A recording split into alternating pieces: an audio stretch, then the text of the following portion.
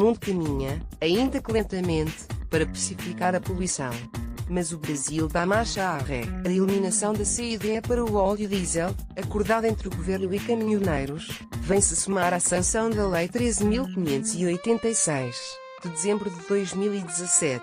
Essa lei ampliou os subsídios à indústria de petróleo e gás e os estendeu por 22 anos até 2040, inclusive desrespeitando a Lei de Diretrizes Orçamentárias, que limita a concessão de benefícios fiscais a, no máximo, 5 anos. O Brasil está perdendo a oportunidade de fazer uma transição suave para uma economia de baixo carbono. Deixa de desenvolver mercados em que já possui tecnologia, como biocombustíveis, biomassa, energia eólica e solar, e construir as bases para ampliar a competitividade da economia a partir da geração limpa e de baixo custo. A recente crise gerada pelo preço dos combustíveis fósseis demonstra que esse quadro traz vulnerabilidade ao país. Os preços internacionais do petróleo e a taxa de câmbio jogam a favor da ampliação do uso de fontes energéticas renováveis e não do diesel e dos outros fósseis. Na década de 1970, ocorreram 10 choques causados pelo aumento dos preços dessa commodity internacional. Como resposta, o Brasil criou o Programa Nacional de Álcool Combustível,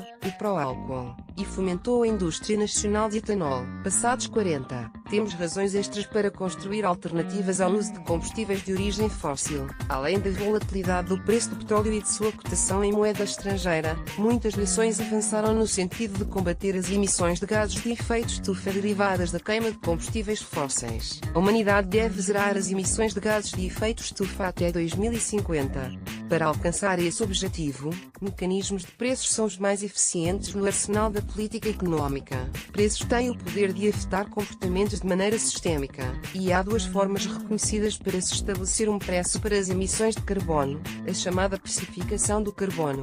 A primeira é por meio de um sistema de mercado, o chamado cap-and-trade. Os setores poluentes teriam de respeitar um teto de emissões, regulado pelo Estado.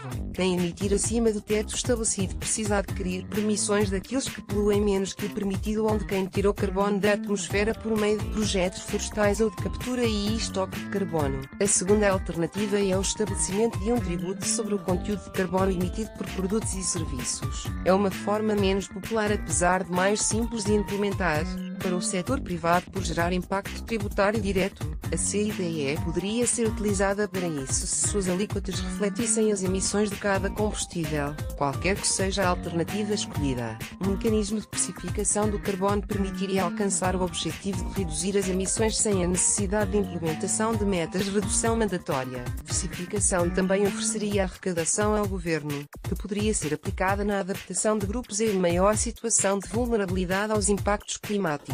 Hoje, 42 nações e 25 jurisdições subnacionais já precificam o carbono de alguma maneira, o que representa 15% das emissões globais de gases de efeito estufa, segundo o Banco Mundial. Isso será discutido no Encontro Internacional sobre Precificação de Carbono, em São Paulo, nesta terça, 19. Organizado pelo Instituto Clima e Sociedade, pelo Conselho Empresarial Brasileiro para o Desenvolvimento Sustentável e pela Embaixada da Alemanha no Brasil. A recomendação ao Brasil é que avance junto com o restante do mundo, rumo à precificação do carbono, e que busque o preço certo para orientar a transição de produtores e consumidores para uma economia de baixo carbono até a metade